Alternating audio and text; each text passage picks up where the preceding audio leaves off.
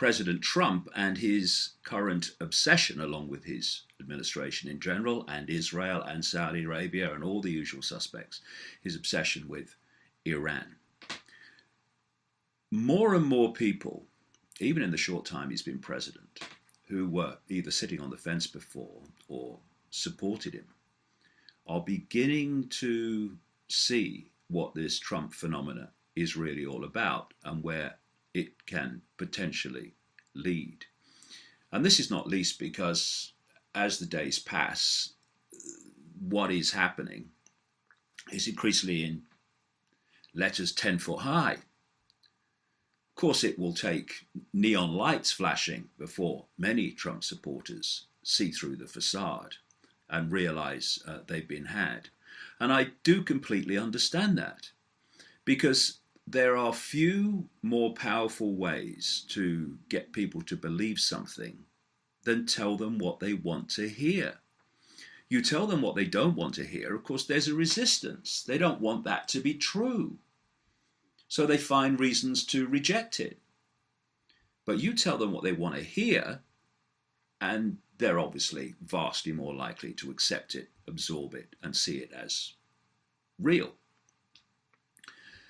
The progressives and that wing of American politics had this foisted upon them when the system did a job on them with Barack Obama. Of course, what did he do? He told them what they wanted to hear. And then when he got into office, he spent 8 years doing nothing like what he said he would do. In fact, continuing, not least in the Middle East, the policies of Bush. And now with Trump, they've done a similar job on the other wing of American politics by telling them what they want to hear. And Trump has said he will do this, he will do that. He's thrown in a few areas of conspiracy research. He said that, oh no, the whole global warming thing is a hoax. He says it's by China. Nonsense. It is a hoax, but not by China. And he's thrown in a few questions about 9/11 here and there. And he has therefore not only pulled in if you like, the right in American politics, he's also pulled in much of the alternative media in America into this facade, into this vaudeville that is the Trump phenomena. Because it has to be psychological in the way people are pulled in, because this whole global conspiracy manipulation is a perception deception. You can't control people en masse, billions of people, physically, although this surveillance state is going closer and closer to it.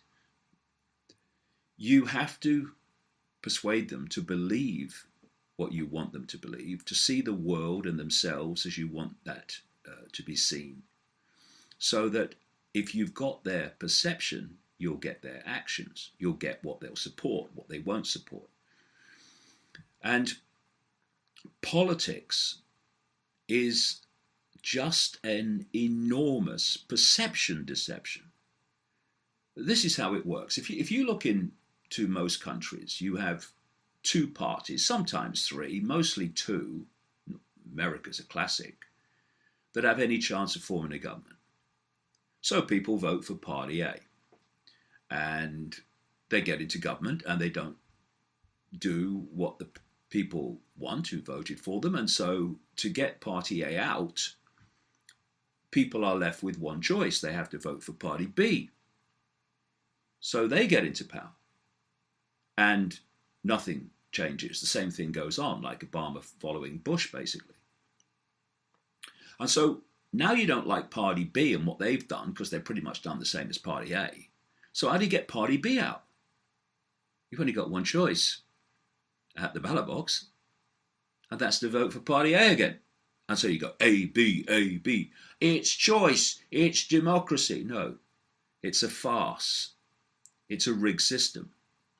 Now, the next question in this political illusion is, why do the parties do basically the same thing when they get into office? Well, it works like this. If you look at the Bush administration, that was controlled, I mean, even acknowledged in some parts of the mainstream media, by a group of people who were known as neocons or neoconservatives. And then, if you look at the Democratic Party, they are controlled by a similar group of people, not least people including George Soros, Zbigniew Brzezinski, these sort of people, by a group that I call the Democons. And then, this is the key point, if you go back one step more into the shadows, outside of the public gaze, the neocons and the democons answer to the same force, the same masters. And thus, whoever's in power, be it Republican or Democrat, that force is always in power. And the idea, therefore, is to use this perception deception to kid people that they actually have choice when the same force is always in power. And not least thanks to the alternative media over the last few decades, particularly more recently, people have started to see that actually, as some people say in America, it doesn't matter who you vote for because the government still gets in. Yes, the secret government, that force in the background. And so people have got more and more cynical and disinterested in politics, but you've got to keep them interested to give the political system any kind of credibility. So you sell them the first black president. Well, that worked out well for black people, didn't it? That brought people together. And you sell them a man who is about change and he's going to be different. Oh, yeah, vote for him. Well, that, after 8 years, went nowhere, which made many people even more cynical, not least because the person who was from the Democratic side, supposed to replace Obama, is one of the most corrupt politicians, with her husband, in American political history, Hillary Clinton. But then along comes Trump. And what does he do? He grabs the interest of people. Whether they like him or whether they don't like him, he's grabbed their interest. They're engaged in this farce called political choice and political parties. And so now we have Trump replacing Obama, but as I'll come to, what it looks like very clearly is it's just going to continue for reasons I'll explain. And for anyone who doesn't think that presidents are told what to do and that this hidden hand in the background is calling the shots, they should just look at the leaked WikiLeaks email of a man called Michael Froman, a former executive of Citibank, who sent an email to the Obama group before Obama was elected, suggesting the names for his administration in all these different positions, in the major positions of government and their subordinates. And what happened when Obama came to power is that almost in its entirety, those suggestions were appointed by Obama to government. This is the way it works, where this hidden hand is dictating to what are not the most powerful man in the world, but are just gophers for this force. Now, are we really going to believe that out of nowhere, just like Obama appeared to come out of nowhere, that Donald Trump has bucked the system? Hello. Of course, trying to sell Clinton as something different was basically an impossibility. You only look at Clinton and you see system, you see business as usual. And the idea is to sell to people that this new president is not business as usual, while they are business as usual. And so Trump has told people what they wanted to hear. He's told the alternative media in America what they wanted to hear. And so many people have bought the lie and bought the illusion. And the reason I say that the letters are now 10 foot high is, as I said about Trump all along, don't watch the words, watch the actions. So he has, in this short period, given the American economy to Goldman Sachs. Not only the economy, he's got Goldman Sachs people all the way through his administration, including this guy, Steve Bannon, who is right at his shoulder.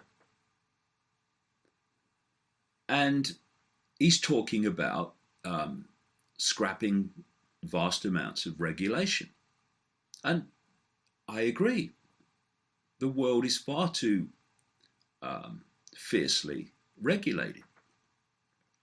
But there is some regulation that is absolutely essential to stop the 1%, less than 1%, from running frickin' riot, as they did in the lead up to the financial crash in 2008. And these are the areas where Trump is talking about deregulating. Oh, we've got to deregulate to help small business. Yes, small business, medium-sized business is being drowned in regulation all over the world. But that's not what Trump's really talking about. That's the facade. That's telling people what they want to hear again. The real beneficiaries of this deregulation that he says he's going to introduce will be the Goldman Sachs, will be the JP Morgans, will be all these giants that led the world into financial catastrophe in 2008. Why? Because there had been decades and decades and decades of deregulation through Reagan Bush, through Father Bush, and through Clinton, that had allowed that free-for-all to happen. And he's talking about tax cuts. Yeah. Tax cuts benefit mostly who? The mega rich. So the idea that Trump is for the working man and the working woman is a nonsense. But that's what the rhetoric says, while the beneficiaries are the very people in the swamp that he says he was going to drain. Then he hands civilian posts as head of the Pentagon, head of Homeland Security, and his national security advisor to military people. I mean, the very idea of putting a military person in charge of Homeland Security is outrageous. And then you realize that there is another common theme, that these military people like Mad Dog Mattis in the Pentagon, Defense Secretary, and the National Security Advisor, Michael Flynn, are fiercely opposing and demonizing Iran. This is what Trump has been doing. Then you look at Israel, which in so many ways owns Trump. And they have started this rhetoric and demonization of Iran. Netanyahu was doing it in London when he met the British Prime Minister this week. And of course, Saudi Arabia, who is a truly fundamental opponent and hater of Iran, is in there as well. And I posted this picture on the website and social media on December the 15th last year, because it was already obvious to me where this whole thing was going. When you put the dots, you put the pieces together. And so since Trump came into office, the mantra has been Iran, Iran, Iran, Iran. And there's a reason for that. Let's go back to the time just before Boy George Bush came to power. This neocon group that came to power a few months later with Bush were behind an organization called the Project for the New American Century. And they produced a document in September 2000 listing a series of countries that they wanted the United States to regime change in what they called multiple theater wars. And these countries included Iraq, Libya, Syria, Lebanon, and the biggest prize of all, Iran. They also called for regime change in China. That'll be fun. And when they came to power with Bush, this policy was instigated. But of course, how do you justify regime changing in those countries and starting a process of catastrophic intervention in the Middle East? Well, along came 1 year to the month after that document was published, and 9 months after those people who wrote it came to power with Bush, along came 9/11, in which they were able to find the excuse to start ticking off those regime change countries.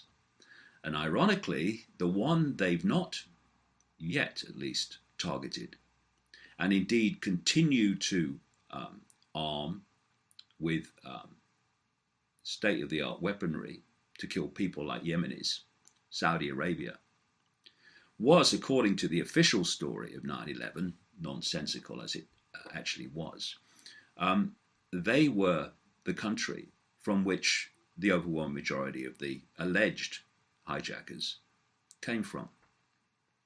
And yet, when Trump issued his travel ban list, Saudi Arabia was not on it, nor was Qatar, and these other countries that have funded ISIS and can't stand Iran. And if you look at Trump's travel ban countries, all you have to do is replace Lebanon on the Project for the New American Century list of countries for regime change. You have to replace that with Yemen. And Trump's travel ban list is an exact mirror of the countries being targeted by the Project for the New American Century in September 2000. And then you look what has happened since that document was published. After Afghanistan, justified by we must get bin Laden because the Taliban's there and he's there, there was the invasion of Iraq. Completely made up with weapons of mass destruction. Why? It's on the list. They don't have a reason to invade Iraq, so they made one up. Simple as that. And then the two politicians fronting that up, Boy George Bush and Tony Blair, they were replaced at the time of the invasion of Libya by Obama and David Cameron, the British Prime Minister. Now we've got different politicians from different parties to the other two, but it's the same list. Now we're on to Libya on the Project of the New American Century list. And then where did they go next? Into Syria. Says the former French Foreign Minister Roland Dumas said on French television that he was in London talking to British government officials before the trouble started in Syria with the so-called Arab Spring People's Revolution. And these British officials told him, before anything had happened, that they were going to start something in Syria with rebels against Assad. And this is what has happened in relation to America, or this is what's behind it, as they have picked off these countries on this Project for the New American Century list. Here is a document headed U.S. Special Forces Unconventional Warfare Strategy, November 30th, 2010. And this isn't the American military process, technique for regime changing these countries on that list. This is what it said. Remember, November 2010. The US military's unconventional warfare strategy requires that target state population perceptions are first groomed into accepting an armed insurrection using, quote, propaganda and political and psychological efforts to discredit the government. That's what happened with all these countries that they have been involved in with this Arab Spring. This, they say, will create local and national agitation, helping organize, quote, boycott strikes and other efforts to suggest public discontent before beginning the infiltration of foreign organizers and advisors and foreign propaganda, material, money, weapons, and equipment. Exactly what happened in Libya, exactly what happened in Syria. And it goes on, if retaliation by the target government, in other words, if the government defends itself from your so-called freedom fighter people's revolution, which you've orchestrated and funded and armed, if there's retaliation from the government to that, the resistance can exploit the negative consequences to garner more sympathy and support from the population by emphasizing the sacrifices and hardship the resistance is enduring on behalf of, quote, the people. This is why nothing was said when these Western armed, funded and trained rebels and mercenaries started attacking the regime of Gaddafi.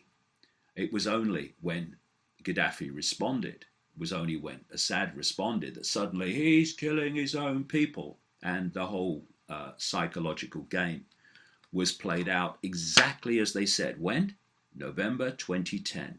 1 month later, after this was published, and of course it would have been in the background, organized long before, we had the start of the Arab Spring with the events in Tunisia.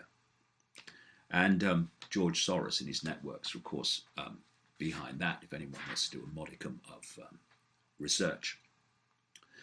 So we have these countries on the Project for the New American Century list being picked off quite demonstrably across different administrations, because that force I talked about earlier in the background is in control of whoever's in power. So that agenda plays out through whoever's in power, or officially so. But then you might say, well, there's a problem with this, because Obama did this nuclear deal with Iran, the big prize of these people. And so everything was honky-dory there. And people said to me at the time, well, where's this Iran thing you were talking about? Because, Obama's done this deal and everything seems fine with Iran. Well, let me go back to another document. It's from 2009, and it was published by a think tank connected to all these networks I'm talking about, and funded by their sources, called the Brookings Institution. And this was a document published in like I say, 2009. And it was called Which Path to Persia? Options for a New American Strategy Towards Iran. And it said that Iran should be given a, quote, superb offer, only to be intentionally revoked in a manner that portrayed Iran as ungrateful. Anyone notice a connection with current events? This is what the document said. Any military operation against Iran will likely be very unpopular around the world and require the proper international context, both to ensure the logistical support the operation would require and to minimize the blowback from it.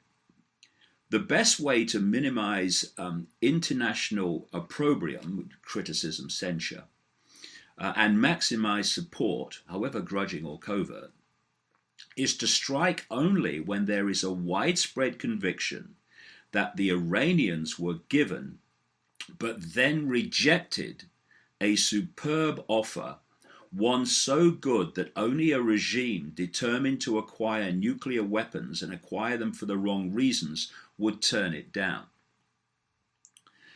Under those circumstances, the United States or Israel, it says, could portray its operations as taken in sorrow, not anger, and at least some in the international community would conclude that the Iranians brought it on themselves by refusing a very good deal. Did I mention it was a perception, deception, the whole thing? Exactly what it is, exactly what this is. So, this superb offer then was produced and negotiated by Obama and other countries, including the European Union, with Iran. And everything seemed fine. But when Trump came to power, it was all very different. He said the deal was basically a disaster and bad for America. And when there was a testing by Iran of a ballistic missile recently, which was not in contravention of the deal, they had their excuse. And what did Trump say? Trump said, and so did this Michael Flynn, national security advisor and Iran hater extraordinaire, along with his mate, Mad Dog. They said that Iran had been put on notice, and that Trump said that Iran should have been thankful, here's the wording again, should have been thankful for the nuclear deal. And this is one of his tweets. Yes, the American president communicates with the world on Twitter. This is what Trump said. Iran is playing with fire. They don't appreciate how kind President Obama was to them, not me. Which kind of fits this whole Brookings Institution scenario to put the blame for any conflict upon Iran. And this is how it works in the background, manipulating public perception to accept what the agenda wants. This is why all the propaganda against Gaddafi at the time, all the propaganda against Assad, that's what it's all about. All the propaganda against Saddam Hussein about weapons of mass destruction that could strike British targets in 45 minutes to justify an invasion. It's all a perception deception. And so let's come back to Trump. You have a situation where this man is perceived to be different and outside the system. I mean, don't start me laughing, I'll never stop. And yet what we're seeing is a continuation of the same theme and the same countries being targeted that has passed through Boy Bush, Obama, and to Trump. And, you know, the people in the alternative media who have campaigned against certain things and exposed certain things over the years, they really do need to rub their eyes and refocus on what they're now supporting. We have a situation where Goldman Sachs has been given the economic control of the United States. We've had these military people given these what should be civilian posts. We've got Trump talking about torture is justified, demonizing Iran on the way to seeking conflict with them, and you know, causing chaos. And as I said in last week's video cast, chaos is the currency of these people. They want chaos so that they can offer the order out of the chaos, which is to transform society in the way they want it to change. It's what might be called creative destruction. You destroy the status quo through chaos, whatever that status quo is. You then change the status quo. You then creatively destroy that status quo, and so it goes on. And at each new status quo, the world has changed. There's no two greater examples than the world wars in the 20th century. The First World War vastly changed and creatively destroyed the status quo that had been before. And then the Second World War came along and destroyed the status quo that had followed the First World War. And we're just seeing the continuation of this. And you see, this is the danger. I'm not even saying that Trump is fully aware of what's going on. He probably isn't. But the people around him are. The people in the shadows that control the people around him are. And what they have now in the White House is an extreme narcissist with an ego so big and so fragile that he can't let criticism on Twitter go, or criticism by some celebrity go, without having to react to it. This is not what mature, secure people do. And so because of his lack of awareness of the whole political system, he'll have some from his life in business, but I mean really deeply. And because of his narcissistic, egotistical, reactive behavior,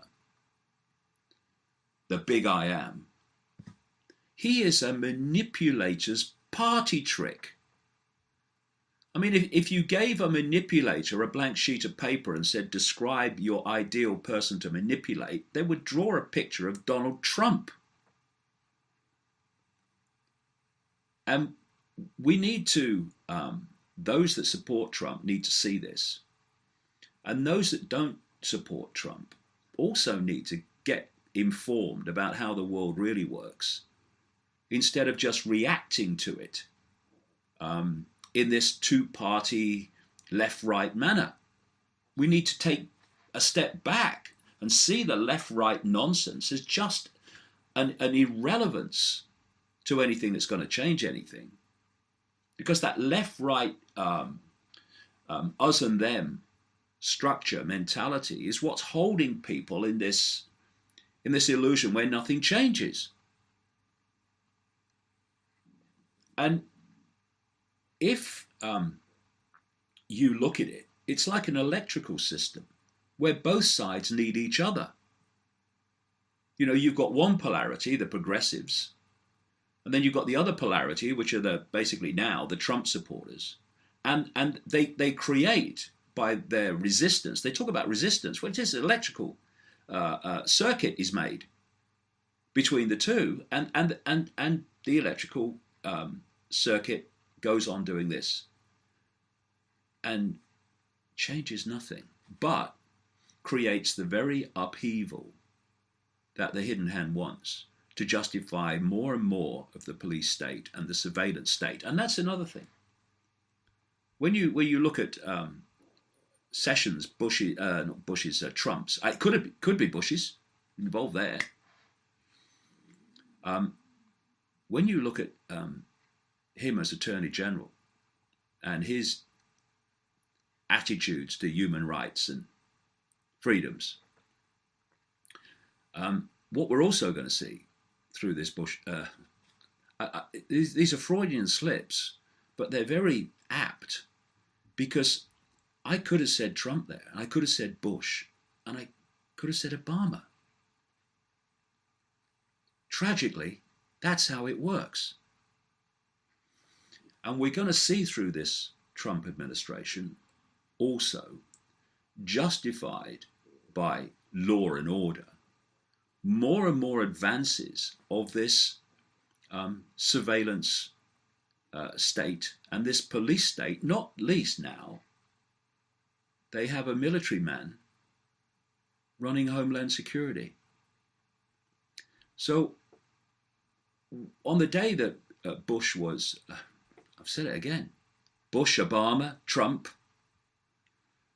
on the day that Trump was elected, I said that it was a primal scream for help by vast numbers of Americans who had been ignored decade after decade. But that they were voting for an illusion that Trump was not what he claimed to be. We're now starting to see that already. But I said I hoped that the experience of seeing the Trump illusion unfold would lead people to the next stage, which is the realization that this rigged political system of left, right, Democrat, Republican, conservative, Labour, whatever country, whatever parties, this rigged system is never going to change anything for the better. And thus we have the realization that there are billions of us and a very few who are in full awareness manipulating those billions towards the end that my books expose in detail. And if we stop cooperating by not following the diktats of these people when they impose and impinge upon our freedoms and basic justice and fairness, then we take their power away. We have the power, but we give it away in acquiescence to that which we think has the power. The only power they have is the power that we give them day after day after day. We need to take it back and start saying we're not having it. Not by voting for Trump or voting for Clinton. It's going to change nothing. But by refusing to cooperate with what the system seeks to impose upon us. Do that, and we'll get somewhere.